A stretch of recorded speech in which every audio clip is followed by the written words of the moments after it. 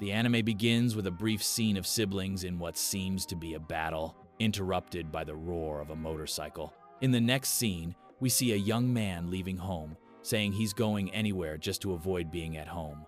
This boy is Takeshi, and we see him and his girlfriend heading to his kendo practice. Upon arriving at his dojo, a woman in a school uniform collapses beside him. He rushes to help her and takes her to the infirmary while she's still unconscious. She was calling for her brother, but when she wakes up, she panics, leading to an accidental kiss. She becomes even more agitated, but they both decide it's best to forget what just happened. She introduces herself as Aiba Mui, and Takeshi notices something strange in the air of bright smoke emanating from her soul. She wonders why he can see it, and then realizes she made a mistake, beginning to apologize. However, they don't have time for that as enemies appear, including Mui's brother, and they try to escape but are stopped by these enemies, who are magic users. It's mentioned that they can't use magic to attack there for some reason. So, one of the enemies approaches with a sword to resolve the issue, but Takeshi grabs his kendo training sword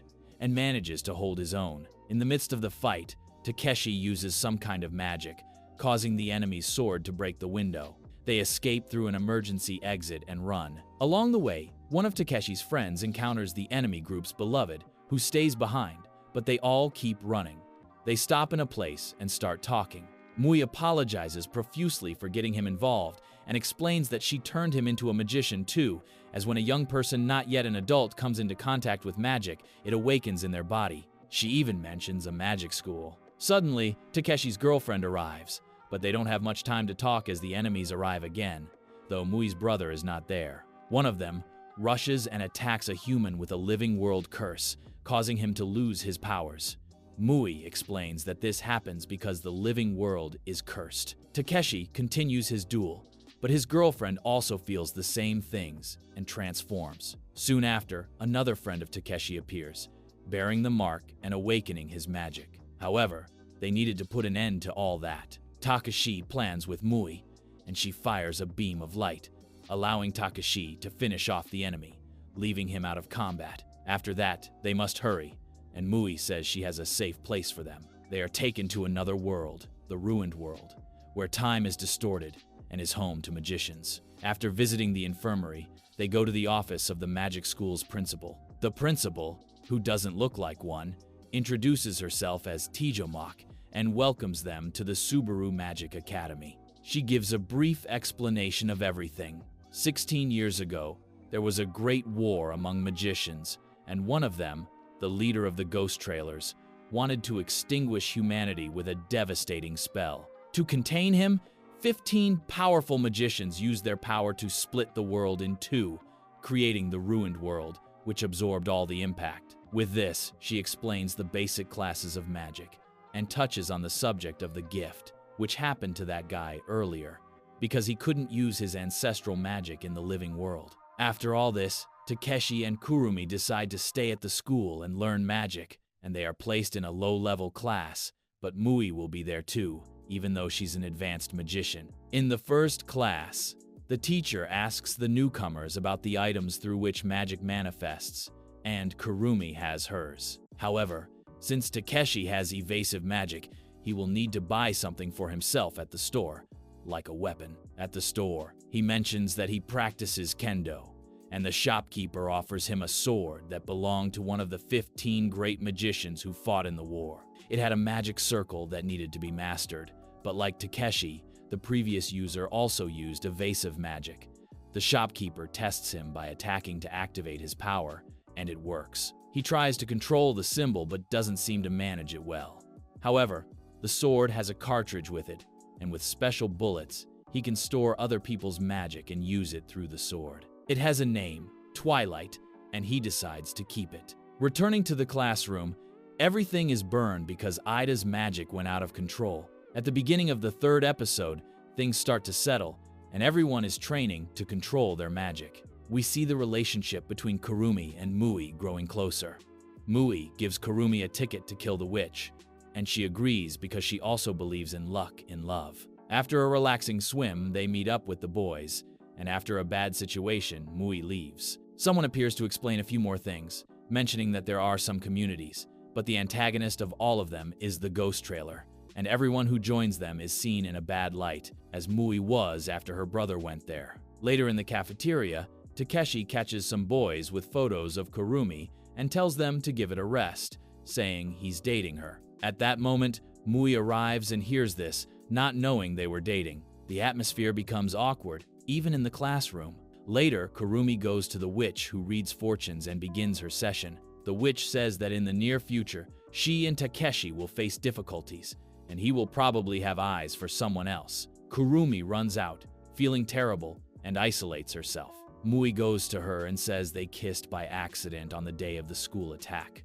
Kurumi runs to meet Takeshi, and they discuss it. Takeshi suggests they stop pretending to date. In the following days, Kurumi starts ignoring and distancing herself from him until a boy approaches her to ask her out. She refuses, even though others know she's upset. They argue, and he tries to pull her, reminding her of something terrible, causing her to have a crisis. Takeshi arrives just in time and pushes the boy away, who runs off. Takeshi talks to her, and we see a flashback of their past. She always attracted many boys, which led to problems with a stalker. Since then, she pretended to date Takeshi to keep other boys away, but this could be broken if one of them started liking someone else. They seem to make peace afterward. In the living world, we see Takeshi's family, his mother, and his brother. His brother tells their mother that it might be the right time to set the foundations. We see a flashback from 2 years ago when they were walking down the street together. His brother found out that Takeshi and Kurumi were dating and accused Takeshi of taking advantage of her vulnerability. Takeshi tried to explain, but his brother wouldn't listen, and they ended up in a car accident. Back in the present, they continue pretending to be a couple. Mui overhears the conversation and decides to visit the fortune-telling witch. Kurumi is still unsure if Takeshi stayed with her just because Mui asked him to. Mui discovers her brother's whereabouts and goes to investigate. During training, Kurumi tells the boys that Mui disappeared and found a map on her desk. They try to talk to the teacher to take action, but the principal is away, and they can't do anything without him. Despite this, Takeshi decides to go alone, even with a war happening outside, and Kurumi seems unhappy about it. Meanwhile, in the ruined world, Mui advances further toward her goal. When Takeshi sneaks out, Ida and Kurumi tell him they're going with him. They head to the crossing into the ruined world. There, they encounter the war, but are under the protection of a barrier that shields them connecting the school to this world. Outside, it's not safe, but they still go to rescue Mui. Meanwhile, Mui battles her brother and seems to be losing badly until he starts draining all her life energy, leaving her to die. Takeshi arrives and begins a fight against him. Takeshi manages well with his evasive magic, but at one point, he was about to be frozen when Ida saved him, taking his place. Takeshi continues fighting, but he was running out of air, so he uses his magic to free Mui.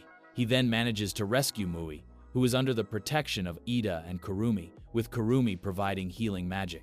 Mui gets back on her feet, but the battle isn't over yet, and it was about to be decided there. Takeshi tries to use the trigger mechanism of the Twilight Sword, and at the last moment, under Mui's protection, Takeshi manages to use a flaming strike against her brother, leaving him out of combat. However, another member of the ghost trailer arrives and takes him away with his phone. Returning to the academy, they report to the principal, who scolds them but understands the situation and gives them a break. In the last scene of the 4th episode, we see that the fortune-telling witch was actually setting Mui up for a trap on purpose, as she is an informant for the ghost trailer, despite being a teacher at Subaru Academy. To solve the problem of ancient magic, the school creates an illusionist magic space for training, and the principal tells Takeshi, Ida, Kurumi, and Mui that if they do well in these tests, they can join Mui's journey to find her brother. Inside, the first test Takeshi faces is a city made entirely of illusions, where he will test his evasive magic by dodging obstacles. If he gets hit, he fails the test. There, Takeshi encounters the same evasive magic user enemy from before, but he doesn't seem to remember Takeshi or even being part of the ghost trailer. The principal and the teacher, observing everything, mention that they need as many magicians as possible, and that the enemy had his memories erased to be there. After that, we see all the levels of this space where everyone was training, But suddenly the space is invaded by dark magic users from the ghost trailer who go after our protagonists. They all gather to try to escape that place, but in the middle of the labyrinth, they encounter one of the enemies. After a struggle, they manage to defeat him and escape. Sometime later, during the end-of-year period, Kurumi goes to Takeshi, telling him to return to the living world and talk to his brother, or at least spend New Year's with his family. He says he won't go back. Kurumi returns home and is visited by his brother, and after a brief conversation, he says he's going to the same school she attended in the living world. However, on that same street, the ghost trailers were watching everything. After a tough training session, Takeshi notices that Mui is acting very strange, and a mist is spreading. Meanwhile, a woman collects a strand of Takeshi's hair. Upon arriving at the girl's dormitory, Mui is acting very strange, mistaking Takeshi for her brother and doing very suspicious things. Kurumi arrives just in time to see everything and pushes Takeshi out of the room, starting to cry. Later, Mui goes to Takeshi, and he explains the situation about pretending to date, but the day isn't over yet. In episode 6, Takeshi and Kurumi finally pass the duel test, proving they are strong enough to go on the mission to recover the super water. They pass through and find themselves in the ruined world, where the ghost trailers are waiting. The principal makes a hostage exchange with the trailers who were at the school with their memories erased, leaving Subaru to the designated team. The battle seemed to favor the targeted ones, and they even set a trap, but it wasn't enough to capture Subaru. We then see a meeting between the principal and the leader of the ghost trailers, Ganache Washizu. In their conversation, we learn that they were once partners, but things have changed. The combat begins slowly, with both activating their powers, and his power causes things to become completely chaotic in a matter of minutes. She had little time. The battle starts, and both seem evenly matched until the effects of Washizu's destructive magic hit the principal. In the final moment, she uses her most powerful attack, which could cost her life, and it becomes a matter of who kills the other first. He is sucked into a black hole, and she falls into the sea, exhausted. In the ice castle created by Ganache, things seemed difficult in that hostile environment.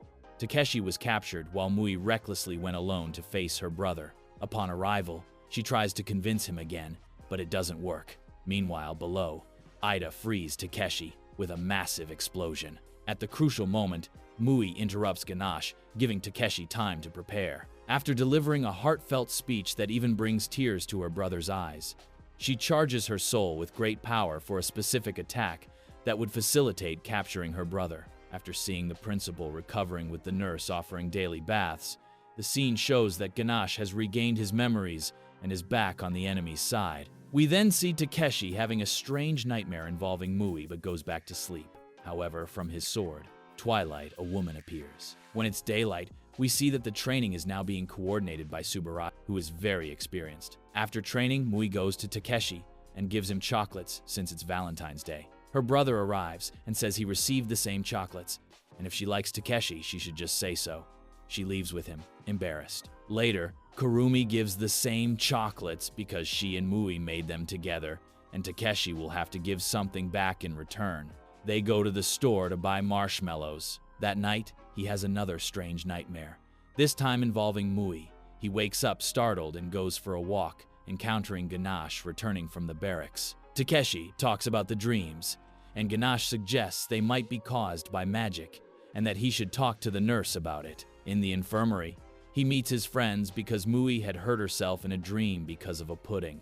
Takeshi becomes disoriented and faints from weakness. Later, he wakes up in the infirmary bed, with the nurse forcing him to sleep because he fainted from exhaustion. He sleeps but soon wakes up with a nightmare again. This time, the nurse sees the woman from the sword. She quickly realizes he's having nightmares and explains that the Twilight Sword is affecting him with its nightmare magic, showing a future through strange dreams. The sword is consuming Takeshi's magic to take human form, and he should take care of himself, or he might die. But the same thing happens at night, so he later meets with the principal, who tells him to get rid of the sword. However, he doesn't want to. He wants to discover what happens in the dreams, since they are prophetic and can change the future. She admires his determination and helps him devise a plan to control himself within the dream and defeat the woman, the sword's aspect. Before he sleeps, the principal makes it clear that the relationship between a magic wielder and their aspect is like that of a parent and child. He falls into a deep sleep and enters his dream where he meets Mui. They follow a path until they find a beach where he sees the woman. He runs to her, but everything around freezes and some of Takeshi's memories manifest, like his mother and brother, using magic and a powerful sword. He even wonders if it's a dream or reality, but soon the aspect reveals itself to them. They engage in combat, but she is much more powerful than the two. However, Takeshi remembers his mother, and that his relationship with his aspect is like that of a parent and child, so he gives her a name, something that makes her remembered and identified Eterna. Eterna falls to her knees and is defeated, becoming Twilight again. After this, we have a brief scene of Takeshi telling his mother that he managed to get into the school he wanted. In the end, we see that a month has passed, and he is now in his second year, but his journey is just beginning. At the beginning of the episode, the principal is worried about what he might know. We then see the Ghost Trailer's base, where Kazuma is still asleep but slowly waking up, with a day already set for him to awaken. On that day, everyone waits patiently for him to wake up, including Takeshi, who is there, giving his first orders to end the peace and start the Second Great Magic War. Everything seemed fine in the classes, but something very strange happens in Takeshi's classroom. They start being attacked by a large dragon that destroys everything. He runs to his sister, and they try to escape, but the entire school is under attack by enemy magicians. They split up, and Mui goes to Subarashi while Takeshi and Kurumi head to the boy. On the way, they are surrounded by some magicians, but Ganache appears and easily defeats them. Meanwhile, the principal engages in a firefight with some of the main magicians on the attack line. Even though she manages to defeat those three, the infiltrated teacher at the school appears to finish off the principal with her great power. Later, we see the survivors in the infirmary, including Ida, who hadn't found his sister. Meanwhile, Takeshi and Kurumi are still searching for Gecko. They find him in one of the corridors, but when they approach, Takeshi's magic alerts him that something is wrong. He deduces that Gecko is a Trailers member now. Gecko confirms it and says he hasn't forgiven Takeshi and is actually there to take everything from him, just as he did to him. They start a fight, and Gecko is very powerful, not allowing Takeshi to retaliate, while Kurumi pleads for him to stop incessantly. Even on the ground, Takeshi gets up, and both use their magic. However, Gecko easily defeats Takeshi. He tries to recruit Kurumi for the Trailers, but she refuses to stay near him and gives Takeshi one last kiss, transforming into him with her corporeal magic and leaving a magical item behind before being hit by Gecko and taken away with the Twilight Sword. Meanwhile, Eterna speaks to Takeshi in his mind, revealing a prophecy that Gecko will kill his mother. Soon after, we see Mui finding Vayu, the infiltrated teacher. Mui battles Vayu, who uses one of her summons to deal with her. When she was about to escape with Takeshi, the Academy witches appear to deal with her, and Mui manages to grab Takeshi, but Vayu escapes. After this, Ganache appears, and they take Takeshi to the infirmary in Camelot, where the witches were now in a magical meeting with Kurumi. Takeshi wakes up in the medical facility of the Camelot complex, which is in the living world. Later, Ida arrives, saying his sister was captured, but not by enemies, but by the specialized magic agency for an inspection on Futaba, his sister. Ganache and the witch arrive to talk to everyone, and Takeshi says they need to save Kurumi, but they don't have the means for now. At night, in the medical facility, Takeshi wakes up and decides to take a walk, stumbling upon a discussion between Ganache and the Camelot witch, saying that Camelot is a community only for women and that Takeshi should leave as soon as possible. However, Ganache convinces her to let him stay a little longer while she talks to her superiors. In a brief scene, we see the war beginning for the Trailers, and Washizu is the one who initiates it by killing Vizema, the creator of the gift magic that prevents ancestral magic in the living world. With this, everyone starts acting in both worlds with the absence of the gift. Takeshi learns of the news and asks to return home, even though it's very dangerous. The witch offers to take him. Upon arrival, the Camelot witch arrives with a formal request for Takeshi's training along with the magic ring, and even Ganesh doesn't know if she accepts and says she'll do her best. The training begins at the Camelot facility, even though she is no longer there. The ring allows her to use her magic temporarily for training. Days pass, and the training becomes more intense, and Takeshi is getting worse because the ring uses his life force to use magic. However, at the end of one day, Mui gives him the magical item she found, saying it would teleport him to predetermined places, which should lead him to where Kurumi is hidden. But he promises not to go until he's strong enough. We see Mui waking up from a nightmare and seeing her appearance.